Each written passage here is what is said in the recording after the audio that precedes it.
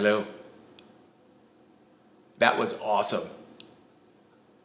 Sojo! Hakuho! Roll the salt, get in the ring. Welcome to the Dohyo.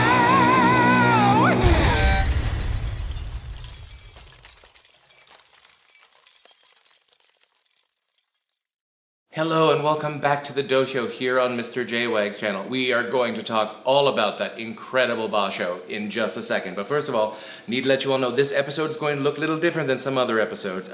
We are now done with Tech Week for School of Rock. We are now in Tech Week for Count of Monte Cristo, the next musical we are opening. I am not the lead in this one. I am covering one of the principals, so I'm going to be off stage. And so I will be filming a lot of this episode from sort of the backstage area. So the audio and the visual may be a little bit choppy from point to point, but I think we'll get it done. So yeah, I mentioned this in the quick strike, but just so rarely in sports do you get that sort of like storybook movie like Rocky ending that you really hoped would happen, and this basho delivered it. 14-0 rikishi on day 15, fighting it out for the championship. This has never happened to me in my sort of sumo watching career. I've only been watching for about 5 years. The last time this happened was 9 years ago. So of course, joyfully, we have to get this out of the way. What was wrong? So yes, I was wrong. I've never been happier to be wrong. But you guys, you were right in the comments. You're like, don't count on Hakuho. He's the greatest of all time. And I'm like, yeah, but you know, everyone's got to go sometime. But you were right. I was wrong. I'm so excited about this. This was just one of the most amazing displays of sport I have ever seen. Hakuho coming back from over a year off to get a perfect Zensho Yusho. Had no idea this was going to happen. So now Hakuho has his 45th victory. He has his 16th Zensho Yusho, which puts him double Taiho and Futabayama. And there is an argument to say Hakuho should have 17 if we want to go back to the Yoshikaze Mata a couple years ago, but look it up. I mean, the closest thing I can think to this, and it doesn't even feel like it's adequate as a metaphor, but it's like Jack Nicklaus coming back to the Masters in his mid-40s and winning it all. I think this now needs to be sort of the benchmark, the bar for an older person coming back to the sport and just dominating. But I do have to admit that this is not the Hakuho I have been used to seeing. This isn't Hakuho coming in super confident to every match, determined to beat his opponent in sort of their style of sumo. It's like, I'm gonna take you at your best and I'm gonna beat you. No, this is the first tournament I ever saw him sort of changing his style to the rikishi he was facing because he knew he couldn't just get up there and blow them away like he usually did. I mean, there were some ugly wins here. He had a very close call against Takanosha where he got to whip out that sort of like, ain't I a stinker? I got away with one Hakuho grin that I do love so much. A lot of like digital ink was spilled and garments were rent and pearls were clutched online that Hakuho dared back up from the starting line against Shodai and said that that was an incredible lack of respect against Shodai. I think the exact opposite.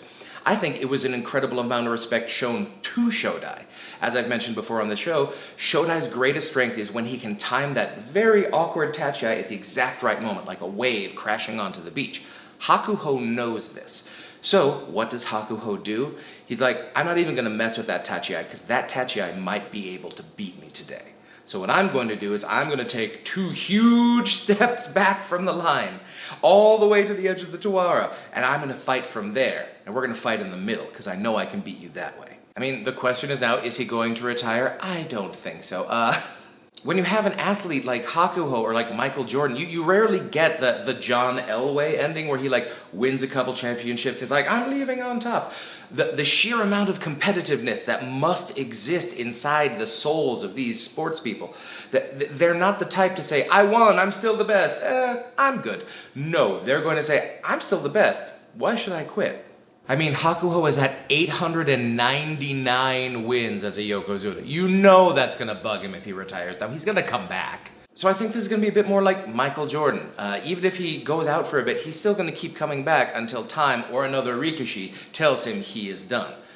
So I am not looking forward to the Hakuho equivalent of like Michael Jordan in a Wizards jersey or Joe Namath in a Rams jersey, but here we are. It's his call, and he's earned it at this point. And just on one other just tiny personal level, I was so happy that Hakuho got to lift the cup one more time in front of a crowd of live fans. I would have absolutely hated it if Hakuho lifted up the cup for the last time at the Ghost Basho where there were no fans because of COVID protocols.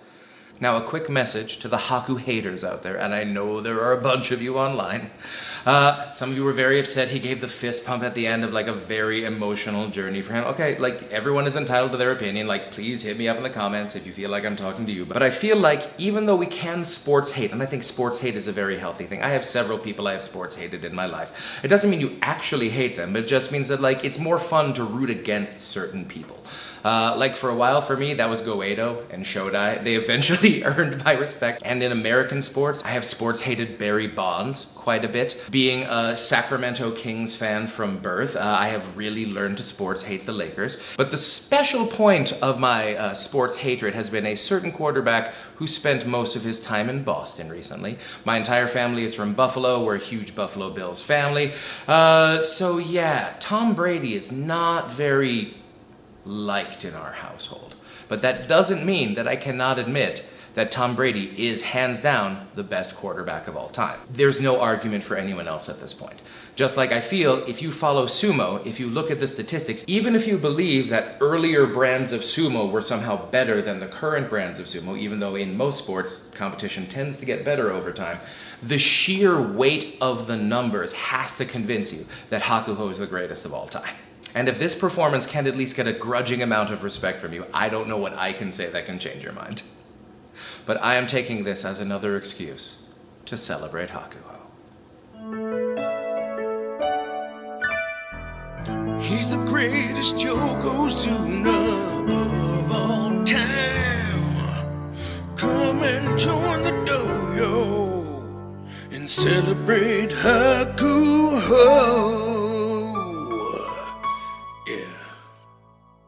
Now, the downer of having a titanic clash like this at the end is that someone had to lose.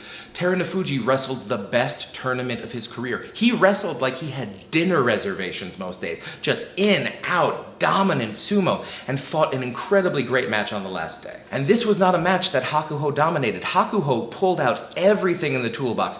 All the harate, the kachiage. Hakuho was fighting for his sumo life. And unfortunately, Terunofuji just did not have it in him. But he was unanimously recommended for Yokozuna and will in fact be promoted later this week. Now, I fully expect Hakuho to go Kyujo at least one more time before he retires, and in Hakuho's absence, I do expect that Terunofuji will still be the alpha dog in sumo. Now, I got a lot of other stuff wrong this time, but I had a few very close misses. In the Sanyaku, I said 2 guys were going to get Makekoshi. I said we're going to have 1 Kataban Ozeki, and 1 of our Komusubi was going to get Makekoshi. I just got the wrong ones. Shodai just managed to squeeze out a Kachikoshi on the very last day. We're going to talk about him in a bit. Takakeisho, ooh, my favorite, the fire hydrant of love. Ooh, he's hurt. We don't know when he's going to be back. We just hope that he's going to be back in time to hopefully at least get 10 wins at like Ozeki Wake and stay up at Ozeki, because I still believe he's our next best chance for Yokozuna. And of the Komusubi, I really thought Waka Takakage was going to be able to pull out an 8-7, and that Meisei was probably going to have a rough tournament, but it was the exact opposite. Meisei had an incredibly solid tournament, sort of showing off some of that next Asanoyama vibe I was talking about. And yeah, Waka Takakage's first time in the Sanyaku did not go that well, but I think he's young enough, and it's his first time up there. I think he's going to be able to work his way back into the Sanyaku again. Now, I was also wrong about Mitakeyumi and Takayasu. You see, I thought both of them were going to get double-digit wins. I mean, the Banzuke was looking thin at the top, and it was. I mean, we lost Takakeisho. Asanoyama wasn't going to be there. I didn't expect Hakuho to do this well, but neither of them ended up doing that well. I expected at least one of them to make a push. I know Takayasu got hurt, and we didn't expect that, but Takayasu's looking a little long in the tooth, even though his sumo is looking very smart and a lot more focused than it was at some points in his youth when he was like overcommitting to the shoulder blasts. But Mitakeyumi, some people are saying he never fully recovered from that last knee injury, and maybe he's hit his ceiling already at 29. I don't know. What do you think? Hit me up in the comments. Now, unfortunately, the question is going to be, are we going to run out of Ozeki in the near future? So Takakeisho's Kataban. Shodai was almost Kataban this time, and he's been Kataban twice already in only 5 tournaments at Ozeki. Terunofuji just got promoted up, and Asanoyama is just about to go down. So, who's going to be our next Ozeki? Well, don't worry about it. We have a whole episode coming up where I'm just going to go through possibilities for our next Ozeki in the current Banzuke. Don't miss it. But of course, it would not be a recap unless we had some Uncle Sumo's Attaboys.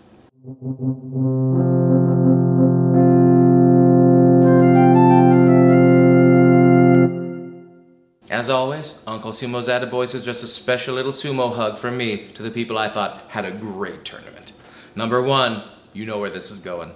Hoorah! Back in Makuuchi after years and 2 separate knee surgeries. He's back. He's still got a lot of that sort of weird cartoon sumo. He's still got the most amazing center of balance in sumo, and he got double-digit wins, getting promoted all the way up to face a Komasubi on day 14. And if we look at some of the matches, not only did he have the weird cartoon sumo and some of those cool like Zori action moves, but he had a lot of very straightforward sumo as well. So, again, if the knees hold up, but we can say that for any sumo wrestler, if the knees hold up, we could see him possibly making a Sanyaku push as early as next year. Hoshoryu, I mean, lights, camera, nephew, am I right? He has hit another gear in his sumo in the past couple tournaments. He seems to be over the sort of, whoa, I'm here sort of energy he had. Now it's like, it's time to get down to business. 10-5, he's slowly gaining some bulk, but more importantly, he's gaining confidence and he is gaining experience against the top rankers. And I think he's pretty much lost his fear of the top rankers. So, going forward, I expect a lot out of him. He got the Gino Show Technique Prize. Let's see what happens next, but I would be very surprised if we do not see him in the Sanyaku soon. Ichi Nojo. Oh, I am so happy to see the Mongolian mountain back in good fighting shape. He'd been just sort of inching his way up the Banzuke with like some 8 wins and 9 win tournaments, came up, fought in the Joy for the first time in a while, 10-5, had some really great matches, no surprising losses. Maybe we've seen the end of sort of sleepy Nojo, and maybe he can start getting those tournaments where he's getting like 14, 13 wins again? And quick sidebar. Now, Nagoya is sort of famously the hottest basho. It happens like in the middle of summer. It's usually very, very humid. You can just sort of see the wrestlers are a bit shinier than they usually are. And I've always wondered if there's a Nagoya effect with sort of the heavier wrestlers or the older wrestlers, where by the time you get to the second week, it's a little bit harder for them. So younger and lighter guys would naturally do better in Nagoya. Well, I think guys like Ichinojo and like Tamawashi have sort of disproved this theory a bit. If you guys have different examples that would prove that wrong and say, yes, there is a Nagoya effect, let me know in the comments, because that's something I'd love to be able to find out if it has any sort of predictive value down the road. Quick sidebar. And then yeah, Tamawashi, what do you say about the guy? He shows up every day for work. He still seems to be a little low ranked, so he might have another bump back up into the joy left in his career, when at his age, most wrestlers are just taking the slow road to the haircut. So Tamawashi, keep it up, you're looking great. Attaboy. Now I know I've been taking a lot of grief for my personal Kota Shoho love, and he has not been doing well. But another guy from his stable managed to break out and do incredibly well this tournament. Kota no Waka, a 3rd generation sumo wrestler. He broke out, got a 12-3. I think that technically puts him in the 3rd place for the tournament. Now I know he hasn't exactly been tested by the top rankers yet, but that is the next logical step for him. So we're gonna see in the next tournament how he does in the Joy. But he got the Fighting Spirit Prize, got 12 wins in a Makuuchi tournament. Attaboy. And from the Juryo ranks, Abi, Yutakayama, and Mitoryu all had amazing tournaments. These are all veterans who are in Juryo for various reasons, but they all look like they're headed up to Makuuchi very soon. Abi still needs one more good tournament to get up to Makuuchi, but I would be shocked if he's not back up and wrestling very well in Makuuchi next year. And we don't usually do Makushita, but let's give a shout out to Hokuseiho. Now, if you are not familiar with this, he is this Mongolian behemoth recruited by Hakuho. He has just killed his way through the lower ranks and ended up winning the Makushita Yusho with a 7-0 Zensho Yusho. So he's going to be up in Juryo. Look out for this guy. I mean, he's hard to miss.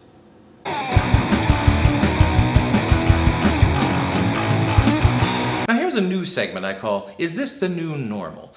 Sort of trying to figure out if we have certain wrestlers who are very overranked or very underranked, and where their new normal is sort of going to live based on their current rankings and where their true talent level actually is. And we're going to start off with a guy I really like, but I just don't think he has the chops to stay at the top of the Banzuke.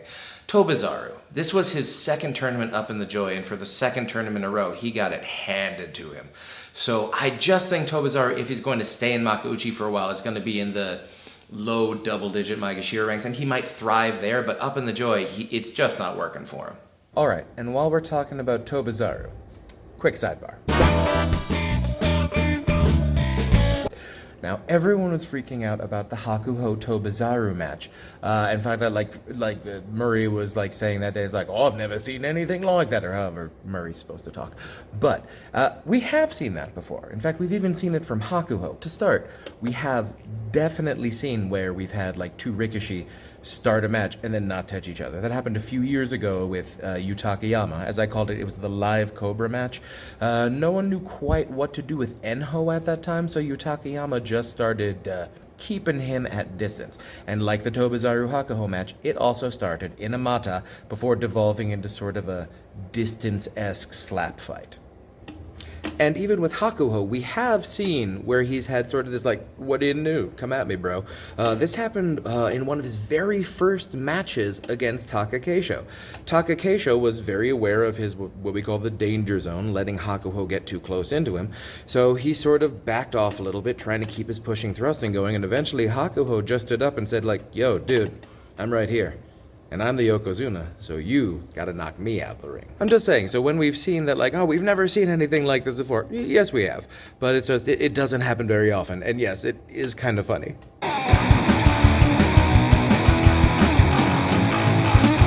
I think this would also apply to Kota Ueko, who had a very good tournament last tournament, followed by a bunch of Maegashira carnage, popped him up into the Joy Jin, and he did not do well. He ended up with a 2-13 and ended up even losing on the last day to Tochinoshin. Tochinoshin finished strong, got 7 wins. I thought he was going to get 5 or fewer. This was going to be his very last Makuuchi tournament. That did not happen, and I'm very happy for that. It was great to see the Sky Crane, but the trend line, I still believe, is just going this way. So every time we get to see the Sky Crane from here on out, let's just rejoice in it and be happy we get to see it one more time. I just think he's on a slow road to Juryo. It's just going to be a little slower than I thought. And to end on a slightly more optimistic note, Daisho. Daisho is a very talented rikishi. He is just very inconsistent and very streaky. Now, when he gets on a winning streak, as we saw in January, he can sweep the entire Sanyaku. He has that skill level. He has the technique. But his pushing, thrusting style doesn't allow for a lot of mistakes. He sort of needs to pull the inside straight in order to have a really great tournament. So no, I don't think he's going to be our next Ozeki, and we're going to talk about this a little bit, like I said, in the next Ozeki episode. But I absolutely think he can make it back up to the Sanyaku, and I still think he is one of the top 12 wrestlers in sumo. Thank you for joining us here on the Dohyo. Like I said, we have the new Ozeki episode. There's a Shadow of Hakuho that's coming out very soon that I know you're going to love. So stay tuned for all of that amazing goodness. Those of you in the southwest of the United States, come on out, see School of Rock. We're doing it till October 22nd. It's going to be so much fun. Everyone stay strong, stay safe, stay healthy, and I will see you next time on the Dohyo.